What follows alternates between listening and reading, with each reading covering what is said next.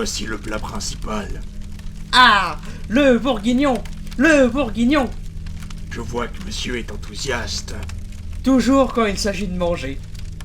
Eh bien, bon appétit. Merci, merci.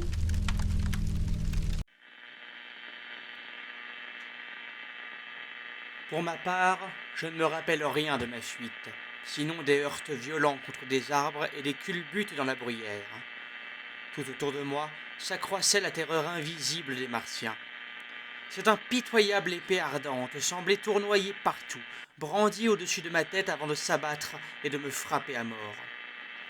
J'arrivai sur la route entre le carrefour et Orcheul, et je courus jusqu'au chemin de traverse.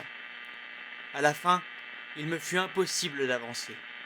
Épuisé par la violence de mes émotions et l'élan de ma course, je chancelais et m'affaissais, inanimé sur le bord du chemin. C'était au coin du pont qui traverse le canal près de l'usine à gaz. Je dus rester ainsi quelque temps. Puis je m'assis, étrangement perplexe. Pendant un bon moment, je ne pus clairement me rappeler comment j'étais venu là. Ma terreur s'était détachée de moi comme un manteau. J'avais perdu mon chapeau et mon faux col était déboutonné. Quelques instants plus tôt, il n'y avait eu pour moi que 3 choses réelles. L'immensité de la nuit, de l'espace et de la nature, ma propre faiblesse et mon angoisse, l'approche certaine de la mort. Maintenant, il me semblait que quelque chose s'était retourné, que le point de vue avait changé brusquement. Il n'y avait eu, d'un état d'esprit à l'autre, aucune transition sensible. J'étais immédiatement redevenu le moi de chaque jour, l'ordinaire et convenable citoyen. La lande silencieuse, le motif de ma fuite, les flammes qui s'élevaient étaient comme un rêve. Je me demandais si toutes ces choses étaient vraiment arrivées. Je n'y pouvais croire. Je me levai et gravis d'un pas mal assuré la pente raide du pont. Mon esprit était envahi par une morne stupéfaction. Mes muscles et mes nerfs semblaient privés de toute force. Je devais tituber comme un homme ivre. Une tête apparut au-dessus du parapet et un ouvrier portant un panier s'avança. Auprès de lui courait un petit garçon. En passant près de moi, il me souhaita le bonsoir. J'eus l'intention de lui causer sans le faire. Je répondis à son salut par un vague marmottement et traversai le pont. Sur le viaduc de Maybury, un train, tumulte mouvant de fumée blanche aux reflets de flammes, continuait son vaste élan vers le sud, longue chenille de fenêtres brillantes, fracas, tapage, tintamarre, et il était déjà loin. Un groupe indistinct de gens causait près d'une barrière de la jolie avenue de chalets qu'on appelait Oriental Terrace. Tout cela était si réel et si familier. Et ce que j'ai laissé derrière moi était si affolant, si fantastique. De telles choses, me disais-je, étaient impossibles. Peut-être suis-je un homme d'humeur exceptionnelle. Je ne sais jusqu'à quel point mes expériences sont celles du commun des mortels. Parfois, je souffre d'une fort étrange sensation de détachement de moi-même et du monde qui m'entoure. Il me semble observer tout cela de l'extérieur, de quelque endroit inconvenablement éloigné, hors du temps, hors de l'espace, hors de la vie et de la tragédie de toute chose. Ce sentiment me possédait fortement cette nuit-là. C'était un autre aspect de mon rêve. Mais mon inquiétude provenait de l'absurdité déconcertante de sécurité et de la mort rapide qui voltigeait là-bas, à peine à 3 kilomètres. Il me vint des bruits de travaux à l'usine à gaz, et les lampes électriques étaient toutes allumées. Je m'arrêtai devant le groupe de gens. « Quelle nouvelle de la lande ?» demandai-je. Il y avait contre la barrière 2 hommes et une femme. « Quoi ?» dit un des hommes en se retournant. « Quelle nouvelle de la lande ?» répétai-je. « Est-ce que vous n'en revenez pas ?» demandèrent les hommes. « On dirait que tous ceux qui y vont en reviennent fous, » dit la femme en se penchant par-dessus la barrière.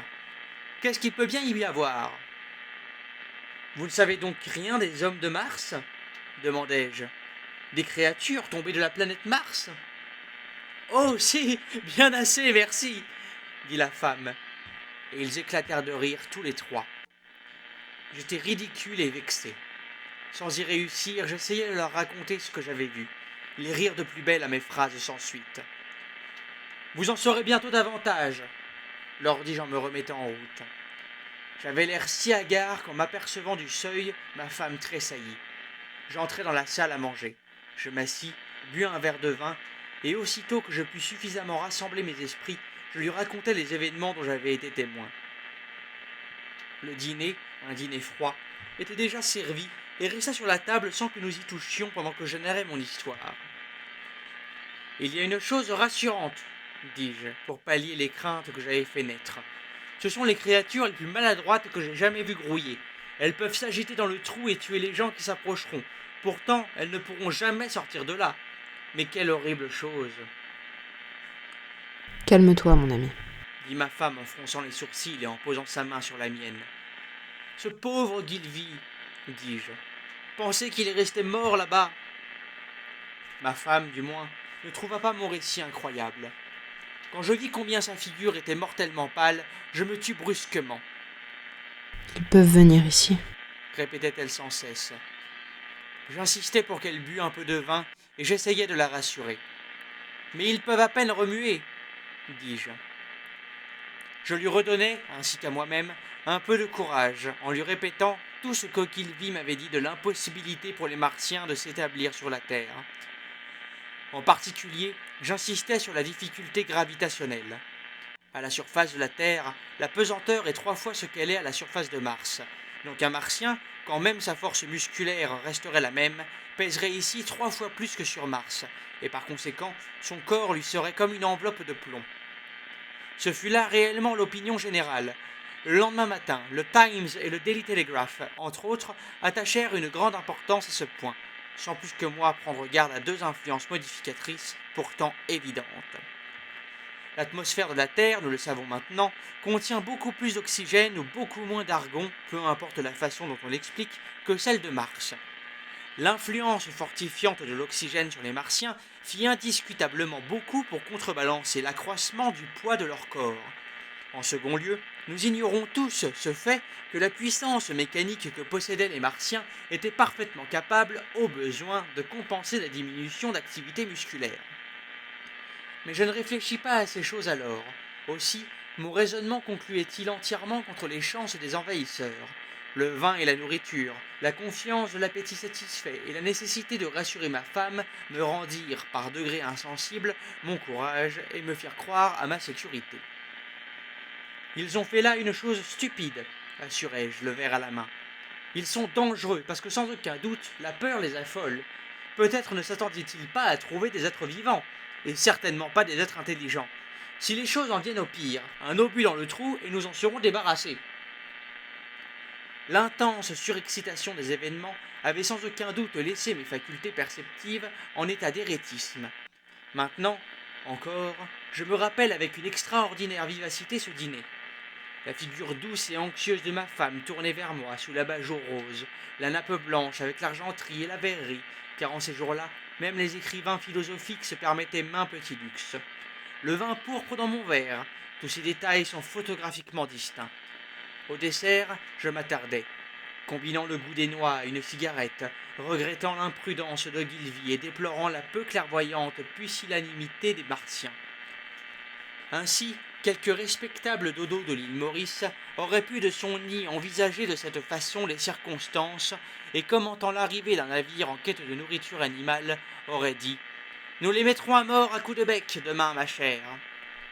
Sans le savoir, c'était le dernier dîner civilisé que je devais faire pendant d'étranges et terribles jours.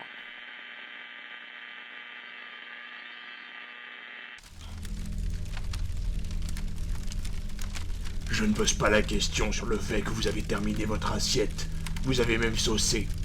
Ah, saucer, c'est la vie. Oui, mais là, je pourrais croire qu'elle n'a jamais été remplie. Je sais, je pourrais me vanter de ce talent.